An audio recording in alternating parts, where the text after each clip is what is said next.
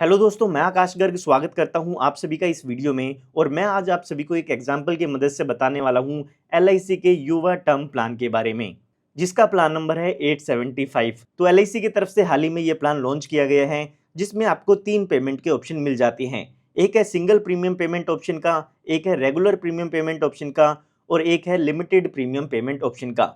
इस प्लान की complete video मैं ऑलरेडी बना चुका हूं, तो वो अगर आप देखना चाहते हैं तो इस वीडियो के डिस्क्रिप्शन बॉक्स में आपको इस प्लान की कंप्लीट वीडियो भी मिल जाएगी। इस वीडियो में हम केवल सिंगल प्रीमियम पेमेंट ऑप्शन को समझेंगे कि अगर आप सिंगल प्रीमियम पेमेंट ऑप्शन लेते हैं तो उसमें आपको क्या क्या बेनिफिट मिल जाते हैं। तो एग्जाम्पल को समझने के लिए हम मान लेते हैं जो आपकी एज है वो 30 साल की है और जो आप सम एश्योर्ड लेना चाहते हैं वो 50 लाख रुपए का लेना चाहते हैं, यानी कि जो बीमा राशि होगी वो 50 लाख रुपए की होगी।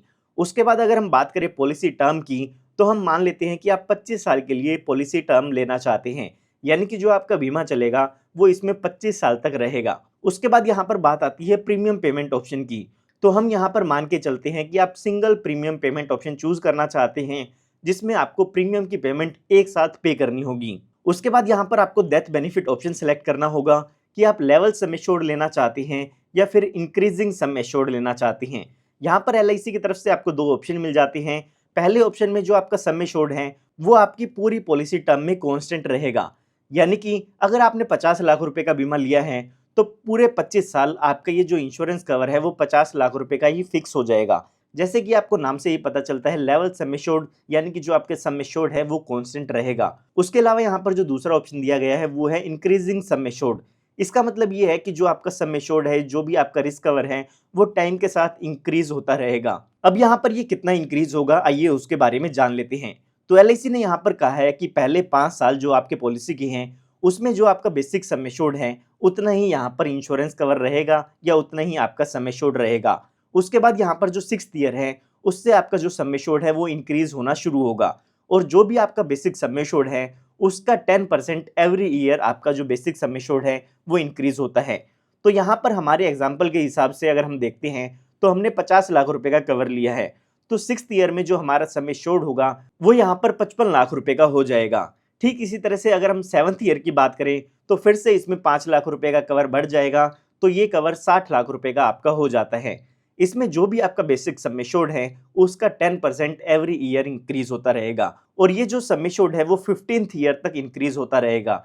यानी कि अगर हम बात करें अपनी पॉलिसी के 15वें साल में, तो उस टाइम पर हमारा जो इंश्योरेंस कवर है वो यहाँ पर 1 करोड़ रुपए का हो जाता है। तो यहाँ पर उम्मीद करता हूँ इसको आप समझ गए होंगे कि इंक्रीजिंग सम एश्योर्ड में टाइम के साथ साथ आपका जो इंश्योरेंस कवर है वो भी इंक्रीज होता रहेगा। तो अभी हम एग्जाम्पल को समझने के लिए मान लेते हैं कि आप लेवल सम एश्योर्ड लेना चाहते हैं। तो अगर हम यहाँ पर इसके प्रीमियम की कैलकुलेशन करते हैं तो इसका जो प्रीमियम आएगा वो आएगा 90,683 रुपए, जिसमें जीएसटी इंक्लूडेड है।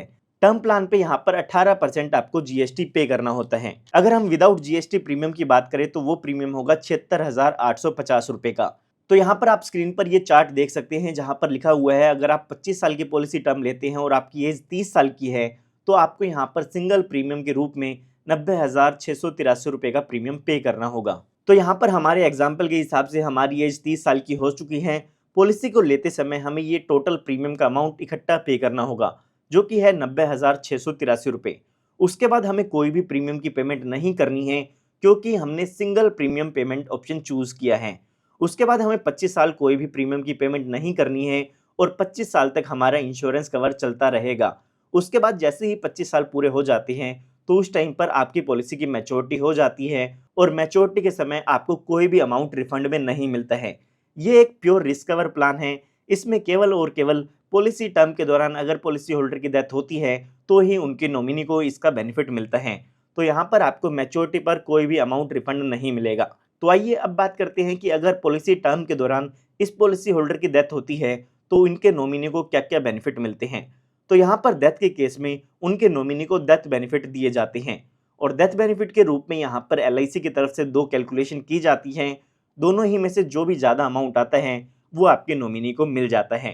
पहली कैलकुलेशन में एलआईसी कहती है कि जो भी आपका सिंगल प्रीमियम आपने पे किया है विदाउट टैक्स उसका 125% किया जाएगा।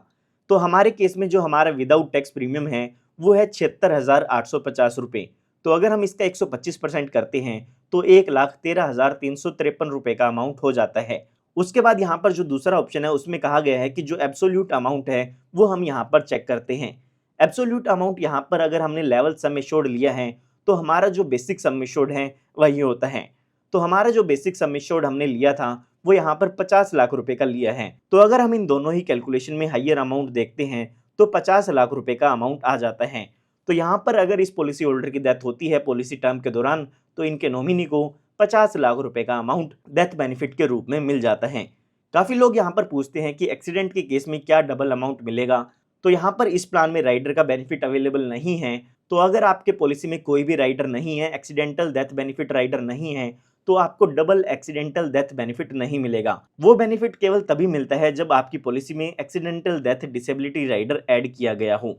तो यहाँ पर आप देख चुके हैं कि कोई व्यक्ति अगर सिर्फ 30 साल का है तो 90,000 रुपए दे के वो 50 लाख रुपए तक का इंश्योरेंस कवर अपने लिए ले सकता है। साथ ही साथ यहाँ पर मैं आपको बताना चाहूंगा कि अगर आप इस प्रीमियम चार्ट को डाउनलोड करना चाहते हैं तो वीडियो के डिस्क्रिप्शन बॉक्स में हमारे टेलीग्राम ग्रुप का लिंक है, उस टेलीग्राम ग्रुप में से भी आप इस चार्ट को डाउनलोड कर सकते हैं।